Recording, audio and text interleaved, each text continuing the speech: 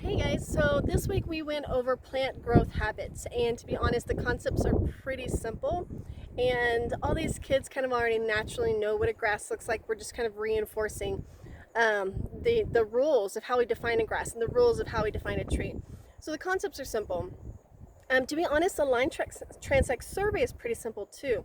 But here's where the problem comes along is that it kind of seems complicated. It seems very scientific. They have this data table in front of them. They're supposed to walk down this line. They're supposed to count all these things. It's a little bit overwhelming for the students. And so just kind of going slow and taking your time, I think, is key. I do have the option to do 2 different line transects in 2 different areas.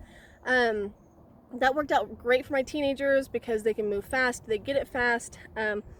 It might have been a little bit much for the younger kids, especially because I wanted them to graph as well. So if you want to get the full graphing experience with the line transect survey this week, done all in that 1 hour period, then it may be a good idea just to set up 1 line transect survey, and then that way you make sure that you have enough time, because even the line transect survey, once they got it, it was pretty simple for them. I mean, it's a simple concept, right? It's just, all right, there's this piece and this piece and this piece, and I had to put them all together. So once they put it all together, they've got it. The graphing, again, for kids is difficult. I don't know what the normal age is to start that in math. I've been graphing with my son for a long time, so I don't really kind of know where that is, but a lot of kids struggle with that. So that might be a place where you want to take up a little bit more time and spend a little bit more time with them just to kind of help them understand. Oh, and really important, we're doing bar graphs this week.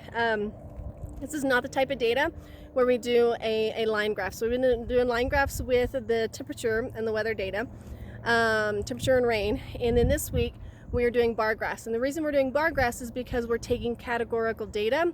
So we're looking at the number of trees or the number of shrubs. Whereas with temperature and rain, we're looking at continuous data. So 68 degrees, 67 degrees, 1.2 centimeters of rain versus 1.8. So different types of data require different types of graphs. So this week it's going to be a bar graph. So again, you guys know your students and you know how this goes, but you may want to take just a little bit more time to do the graphs since it's a little bit more difficult. So I hope you guys are having a great week, and I hope that you guys have a lot of fun with this. The kids have a ton of fun because basically I kind of start out asking them if they know what an ecologist is. And, you know, the kids kind of come up with the idea, okay, well, they study the environment. And then I tell them that's what we're going to be today. We're going to be ecologists because these are methods that ecologists use. And then we go into doing the line transect survey, and this is how ecologists collect data and that kind of stuff. And I think they have a lot of fun with that. So anyway, I hope you guys are having a good week, and we'll talk to you later.